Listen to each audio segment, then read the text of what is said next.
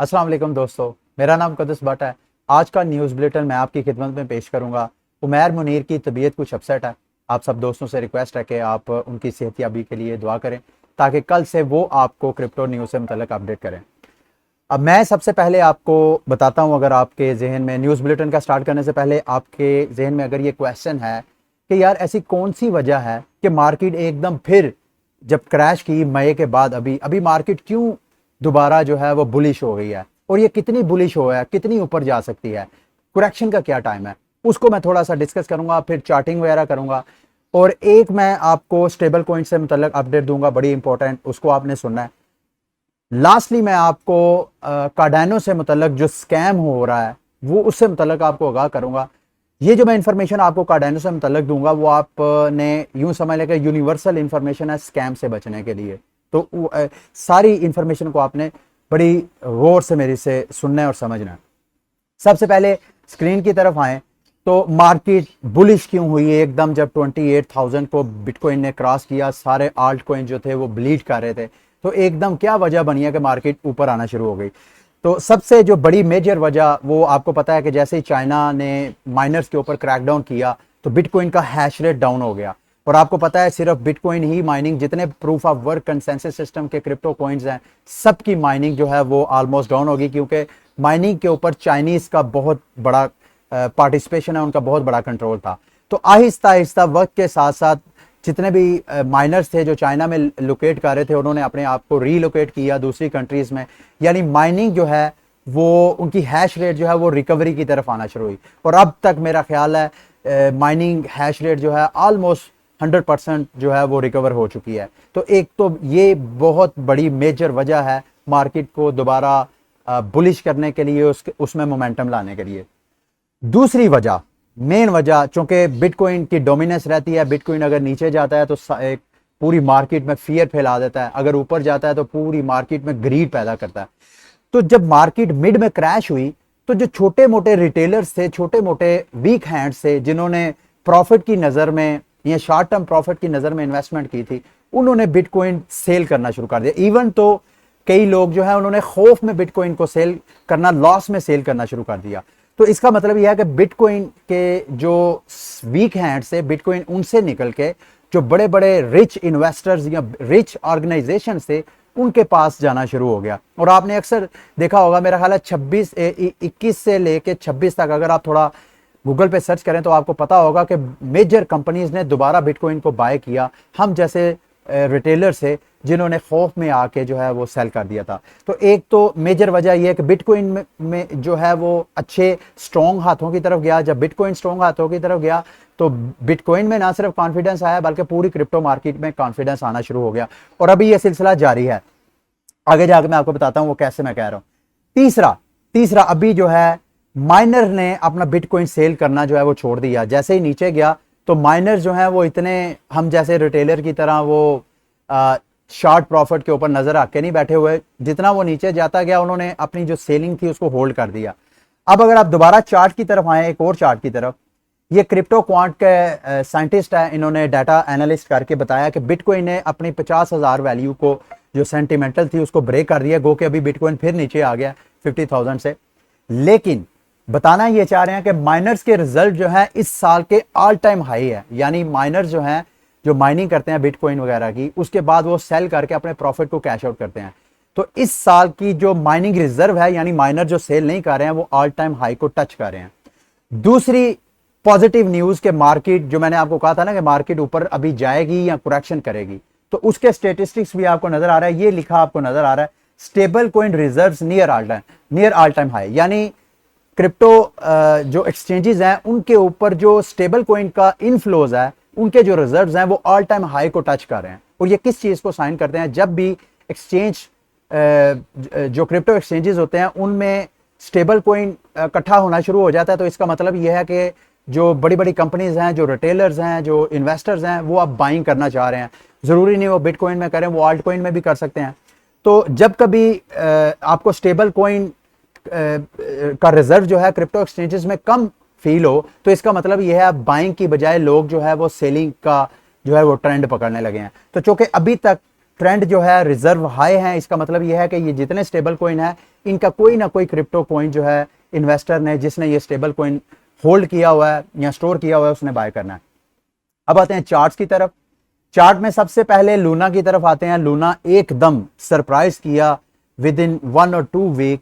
कहाँ ये 7, 8, 9 डॉलर से लेके एकदम 32 डॉलर। अभी ये दोबारा अपने, अगर आपको स्क्रीन नजर आ रही है तो अपने ऑल टाइम हाई 33 को फिर टच करके नीचे आ रहा है। पता नहीं ये रेजिस्टेंस इसकी बन जाएगी यहाँ के, इसको ब्रेक करके ऊपर चला जाएगा।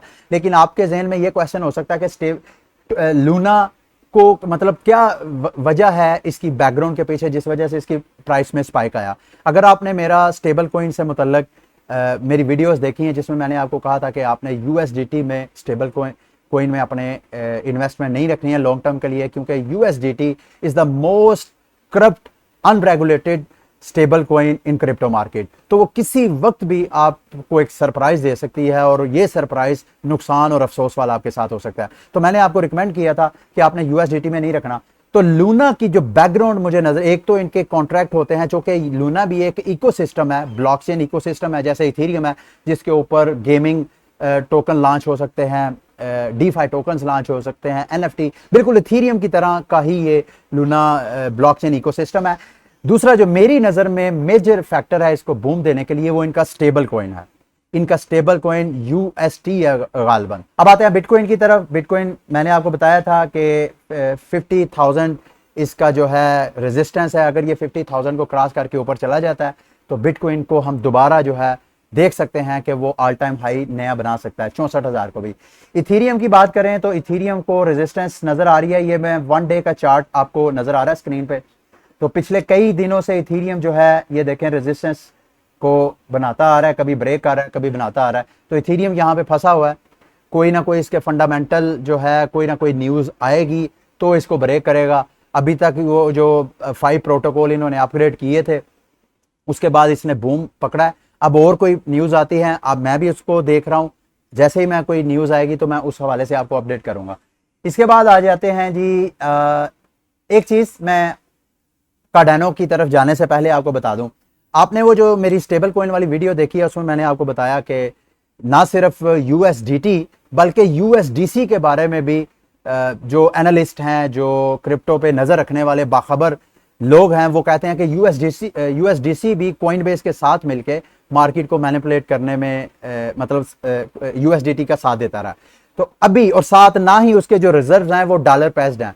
तो अभी ये जितना क्रिटिसिज्म इसके ऊपर हो रहा था कॉइन बेस, चूंकि इसको ये यूएसडीसी जो है उसमें कॉइन बेस का भी बहुत हाथ है, कॉइन बेस भी उसको बैक कर रहा है। तो कॉइन बेस ने प्रॉमिस किया कि यूएसडीसी जो है वो दोबारा रिजर्व की बजाय डॉलर पैच की तरफ आ जाएगा, यानी जितने यूएसडीटी आपके पास पड़े होंगे उतने ही आप यूएस डॉलर ले सकते हैं। तो अब आपको स्टेबल कॉइन की ऑप्शंस, दीगर ऑप्शंस के साथ साथ यूएसडीसी भी आपके पास एक ऑप्शन आ गई, बी यूएसडी भी आ गई। फिर मैंने आपको डाई भी एक ऑप्शन बताया था, फिर जिमिनी का एक स्टेबल कॉइन है वो भी मैंने आपको बताया था। तो अब आपके पास नंबर ऑफ ऑप्शंस आ गई हैं स्टेबल कॉइन के हवाले से। आपको यूएसडीटी में अपने फंड्स को सेव करने की कतन कोई जरूरत नहीं, रिस्क लेने की कतन कोई जरूरत नहीं। लास्टली कार्डानो की तरफ आते हैं जी। कार्डानो की प्राइस जो है वो $3 को टच करने वाली है। आज रात इंशाल्लाह 9 बजे मैं अपना एक वीडियो अपलोड करूंगा कार्डानो से मुतल्लिक, जिसमें मैं इसकी प्राइस प्रेडिक्शन और जितनी मैंने होल्डिंग की है मुझे उसमें कितना बेनिफिट हुआ है और मैं कैसे क्यों देखता हूं कि प्राइस जो है वो $5 को कार्डानो की टच करेगी, या ये भी मुमकिन है कि वो $10 को टच करे। और उस वीडियो में मैंने ये भी डिस्कस करना है कि क्या ऐसा मुमकिन भी है कि कार्डानो $5 को टच कर सकता है या $10 को कर सकता है या नहीं, वो मैं इस वीडियो में डिस्कस करूंगा। रात 9 बजे इंशाल्लाह वो मैं वीडियो अपलोड करूंगा, वो आपने वीडियो लाजमी देखनी है। अब आते हैं जी मेन न्यूज पे। चार्ल्स हॉस्किंसन ने ये दूसरी बार वीडियो बनाई है आडा और कार्डानो के स्कैम के ऊपर। अब थोड़ा सा मैं वीडियो प्ले करता हूं ताकि आप इसको देखें। ये पता नहीं आपको आवाज नहीं आ रही। इसमें चार्ल्स हॉस्किंसन आप लोगों को इन्फॉर्म कर रहे हैं कि जैसे ही कार्डानो जो है वो मतलब ऑल टाइम हाई क्रिएट करता जा रहा है नया से नया, साथ साथ जो स्कैमर्स हैं वो भी इसमें बहुत ज्यादा इंटरेस्ट ले रहे हैं और बहुत ज्यादा स्कैम्स हो रहे हैं। तो उसमें उन्होंने जो वार्निंग दी है, जो तरीकाकार आपको समझाया है, वही तरीकाकार यूनिवर्सल है। जरूरी नहीं वो कार्डानो के साथ वो हर वो पॉपुलर करेंसी के साथ हो सकता है जिसमें स्कैमर जो है अट्रैक्शन देखते हैं। जहां कहीं नए नए यूजर्स आते हैं, चूंकि इस वक्त कार्डानो ऑल टाइम हाई को टच कर रहा है, तो नए से नए यूजर्स आ रहे हैं और उनमें से मेजॉरिटी ऐसे यूजर्स होते हैं जिन बेचारों को टेक्नोलॉजी का नहीं पता होता, कंप्यूटर को यूज करने का नहीं पता होता, सिर्फ इतना पता होता है कि इन्वेस्टमेंट की और प्रॉफिट निकाल लिया। तो उन लोगों को वो स्कैम करते हैं उनके नॉलेज की कमी की वजह से।